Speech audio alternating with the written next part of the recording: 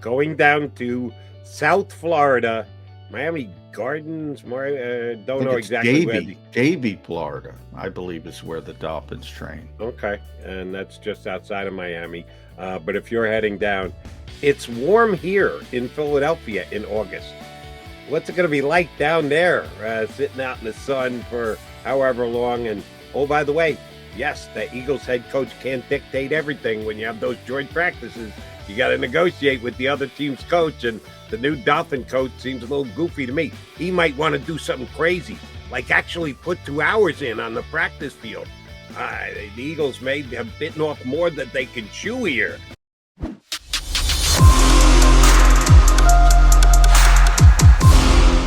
It is a midweek Birds 365. You got your Mac guy, John McMullen, Jody McDonald here, hanging with you.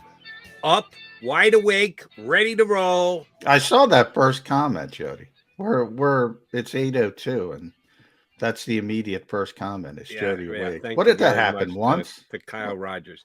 At least 3 months ago, if not 4 months ago. Yeah. One time you misset your alarm and you never recover Never from hear it. the end of it, No. man. And yesterday we had actual technical difficulties, but the default setting is, oh, Jody Mack must not have gotten up on time. Thank you very much, Kyle Rogers. Now, we are both here and ready to go for the next 2 hours here on Birds 365. Johnny Mack, big Eagle signing yesterday. Yeah, waiver wire pickup technically, but yeah. They're 12 deep at receiver, which I yeah, I kind of chuckle at. Obviously 12 deep and in numbers only. 90-man off-season roster, so you can do the math.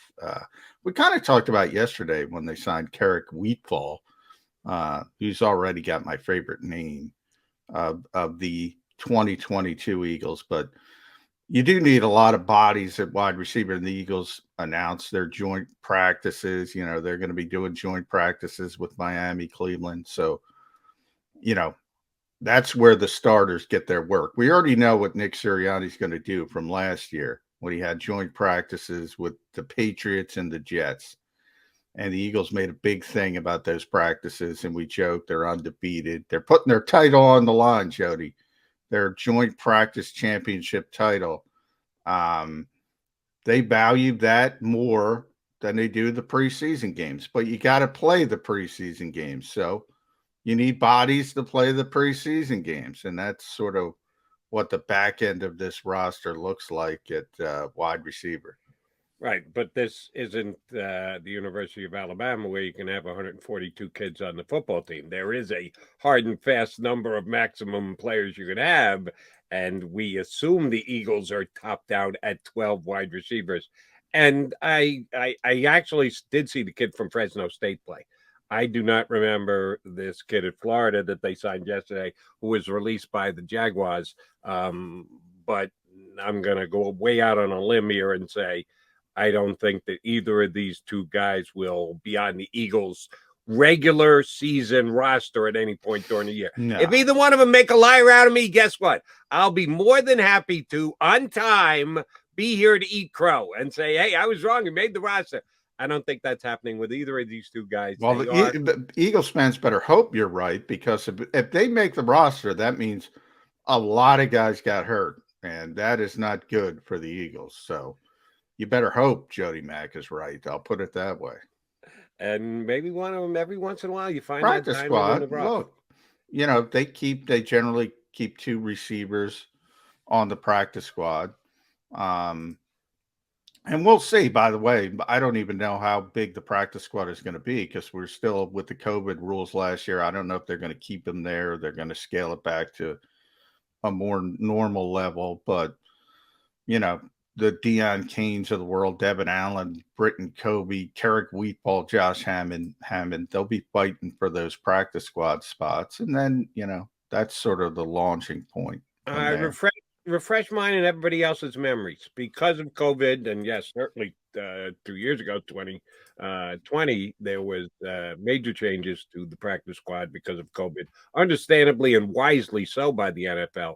And some of those rules were still in place for this last year. Veteran guys can be on the practice squad more so than they could before. And did the overall number increase? What did it go from? What? Yeah, it went up to 16. Um, Now it was interesting because the year that COVID sort of broke out, it was scheduled to increase to 10. So that's where it was supposed to be. And it moved up to 16. But I think even more than the number is what you just mentioned. Six of those spots could have went to veteran players. So more than I think 2 seasons, accrued seasons is how the NFL would describe it. So that you couldn't do that in the past. So it's going to be interesting to see what they do. Anytime you give more jobs, the union's happy with it. Maybe they like the way it worked out, and maybe they'll keep it, or maybe they'll scale it back to what they originally had it at, which was going to be 10. And then you wouldn't have veteran players like Jordan Howard's a perfect example of, the Eagles stashed him on the practice squad. You couldn't do that pre-COVID times. You got to make a decision. Keep him on the roster, or you got to release him. So it's very helpful, obviously, to keep it where it is. It gives you a lot more maneuverability when it comes to players like Jordan Howard, who are sort of weird, valuable in some ways. But if you're forced to make a decision, you're probably going to keep the younger guy on the 53-man roster. So that is something to keep an eye on as we go towards the season summer when the NFL makes a decision on that. And quickie reminder again for both myself and our listeners: you have the grasp of the rules of the practice squad down better than most of us. It isn't a complete coverall that they can quote unquote stash somebody on the practice squad. At any point, any NFL team can sign a player away from your practice squad if they're willing to put him on their 53-man roster. It isn't like, oh, we can put him on the practice squad and forget about him. No. Any team can come and claim your player off your practice squad. They just can't claim him and put him on their practice squad. They have to put him on the 53-man roster. And that's why what the Eagles did last year with Jordan Howard, I thought was both a little smart and lucky. Nobody ever wanted any part of Jordan. The Eagles were the only team in the National Football League that saw the value in Jordan Howard.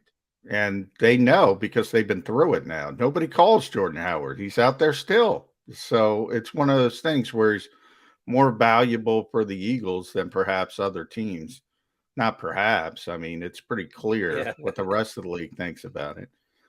You can protect 4 players each week.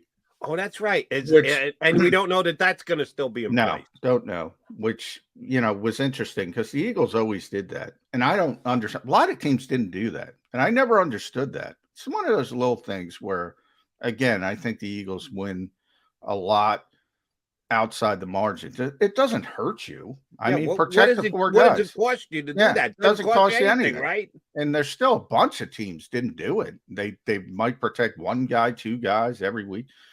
You protect 4. The Eagles always protected 4. And so there is a little bit, sort of the top guys you have on the practice squad you can protect. So there is a little bit of comfort and safety that way.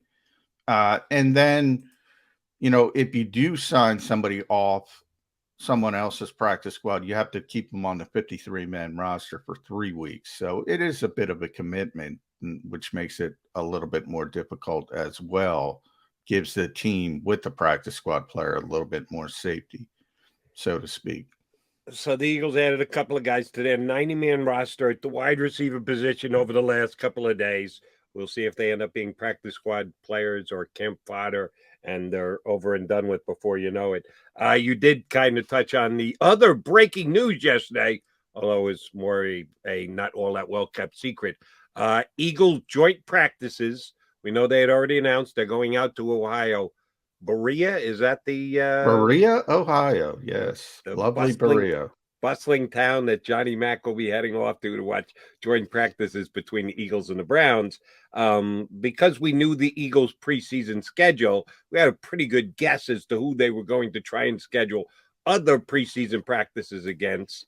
The weirdness of the preseason schedule being Eagles, Jets, are the first game this year. Rather, do you think that anything to do with the scheduling?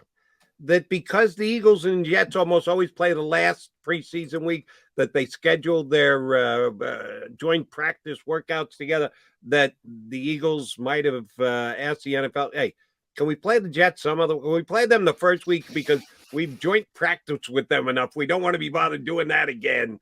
We want to see a little something else different for the preseason when we do these joint practices. Do you think that had to do with the schedule as to the fact that the Jets and Eagles aren't playing later in the preseason as they Yeah, almost always do? probably. I mean, there's more negotiation between the actual teams in the preseason than there is, with the league. In other words, I shouldn't say more, but you have more autonomy as a team. You could say we want to, play this preseason game against this team, and the league's not going to, as long as everything works out, they're not going to complain about it too much.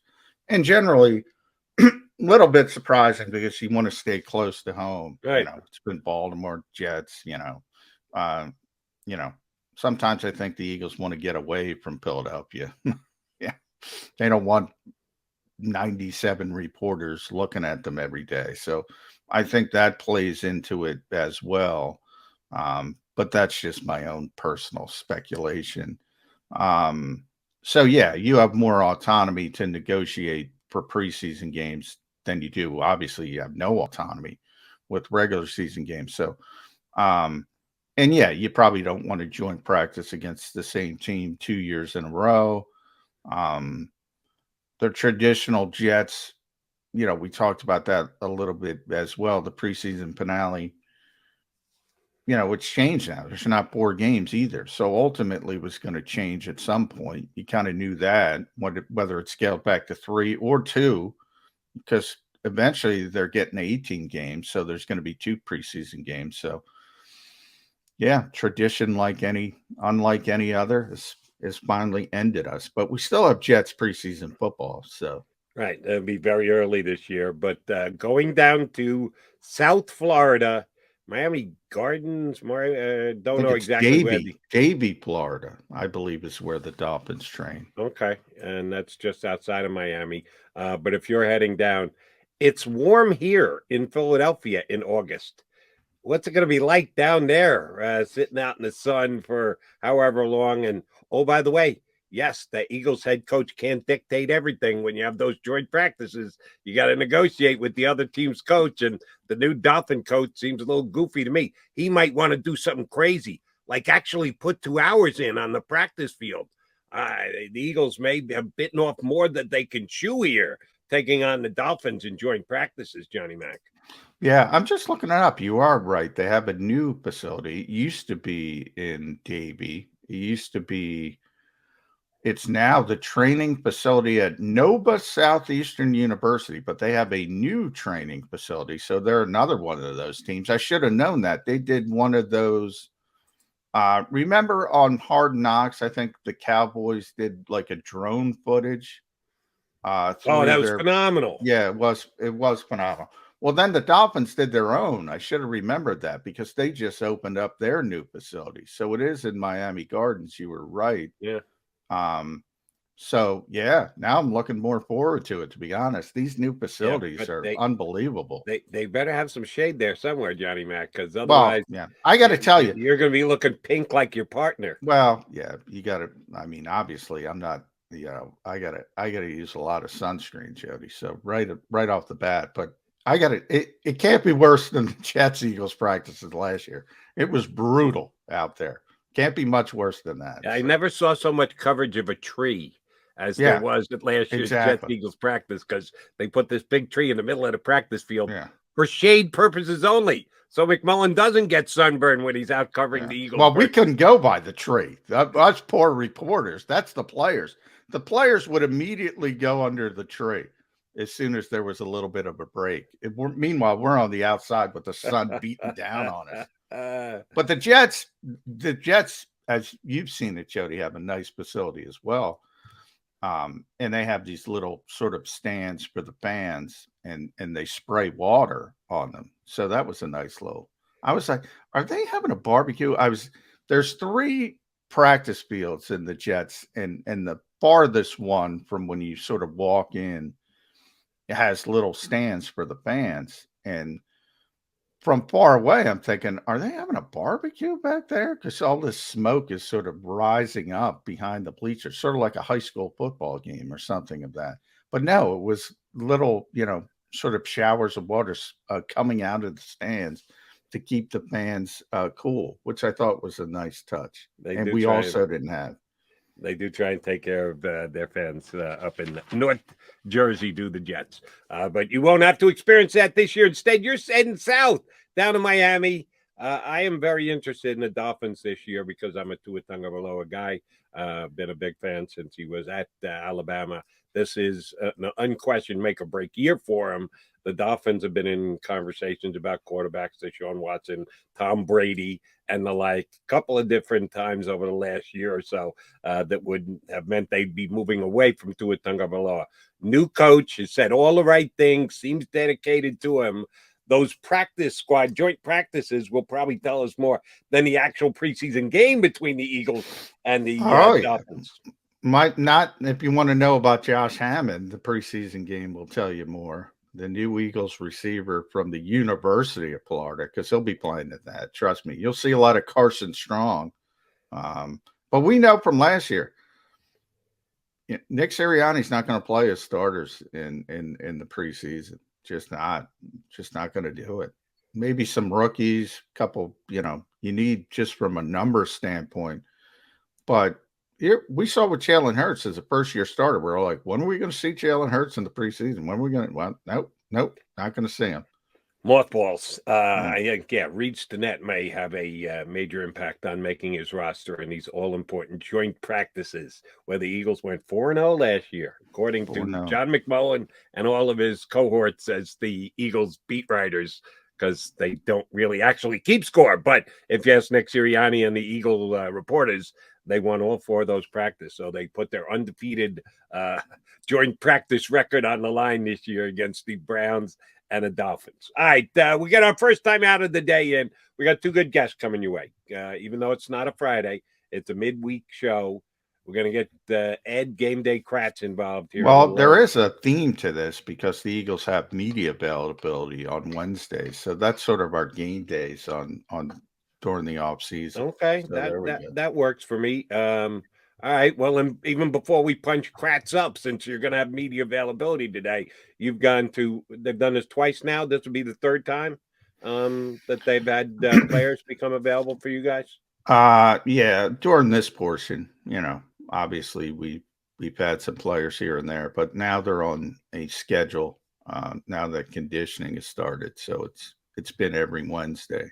All right, so we need Johnny Mac speculation. You know who you've already been given.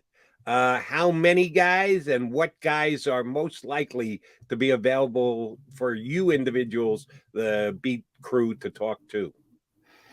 I'm definitely going TJ Edwards because we haven't had TJ yet.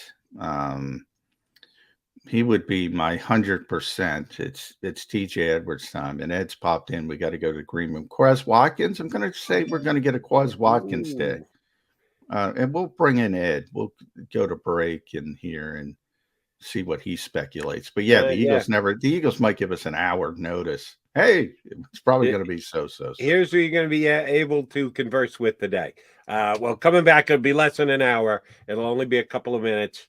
Ed Kratz, Sports Illustrated, hops aboard with us next here on Birds 365.